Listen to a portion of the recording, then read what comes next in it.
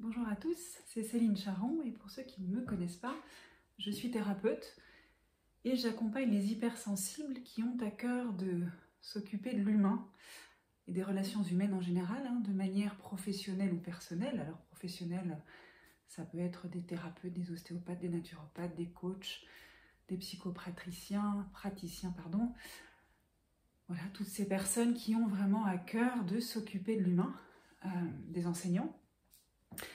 Et ça peut être aussi ces hypersensibles qui sont altruistes, humanistes et qui ont à cœur de bien faire avec les autres ou avec leurs enfants par exemple.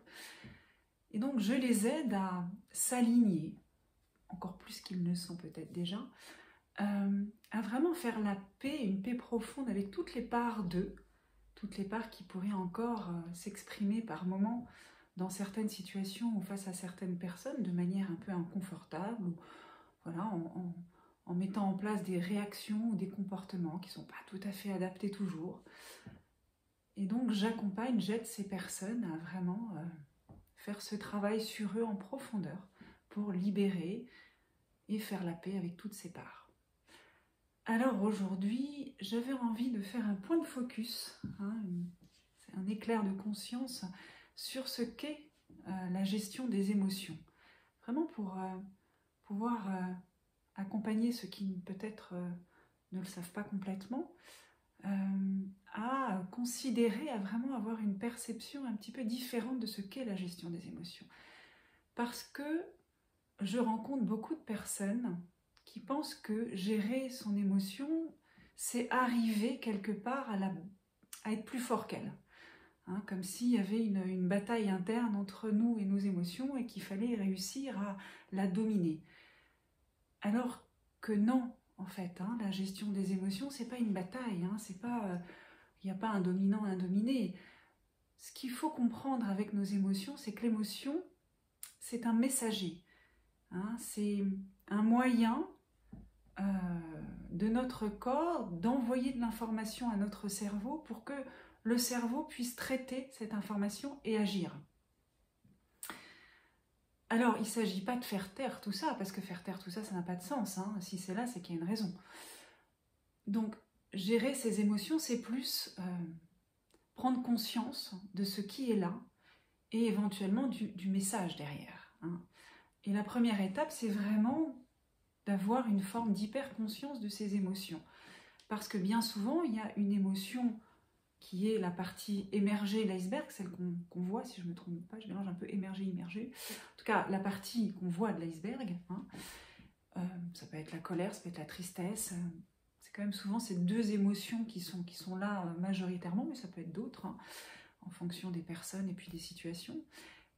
Mais ce qu'il faut savoir, c'est que dessous, il y a tout un système émotionnel sous l'eau, ce qui n'est pas visible, avec tout un tas d'émotions dont on n'a pas forcément conscience. Et c'est en prenant conscience, c'est quelque part en les prenant en considération, toutes ces émotions, cet ensemble d'émotions, que quelque part on arrive à les sortir de notre système, à les déposer et à faire en sorte qu'on passe à autre chose en fait. Alors, il y a ce travail sur le moment, ça c'est la gestion émotionnelle au jour le jour, moi j'appelle ça l'hygiène émotionnelle. Il y a le travail de fond qui consiste à libérer toute la charge émotionnelle qu'on a accumulée avec le temps et au cours de notre vie, et qui fait que peut-être on est plus réactif à certaines situations, à certaines personnes. Il y a des déclencheurs qui nous font réagir beaucoup plus que ça ne devrait. Voilà. Donc la première étape de ce processus d'accueil et de gestion des émotions, donc c'est bien cette pleine conscience émotionnelle. Il y a plusieurs outils qui permettent de le faire. En méditation, on peut arriver à se connecter un peu à son émotion et voir un peu où elle nous emmène et quels sont les autres qui sont dessous. Enfin, il faut avoir une petite pratique quand même déjà. Il y a un outil qui s'appelle Tipeee qui est très bien aussi. Et moi, mon outil majeur, celui que je recommande, que j'utilise et que je trouve merveilleux pour ça, c'est l'EFT, Emotional Freedom Technique, qui permet non seulement d'identifier les émotions en présence, mais de les libérer complètement parce que c'est une forme de stimulation de points d'acupuncture, c'est de l'acupressure, et qui permet un petit peu un triple effet qui se coule, hein, de non seulement prendre conscience de l'émotion et vraiment de la libérer profondément dans le corps et dans tous les corps.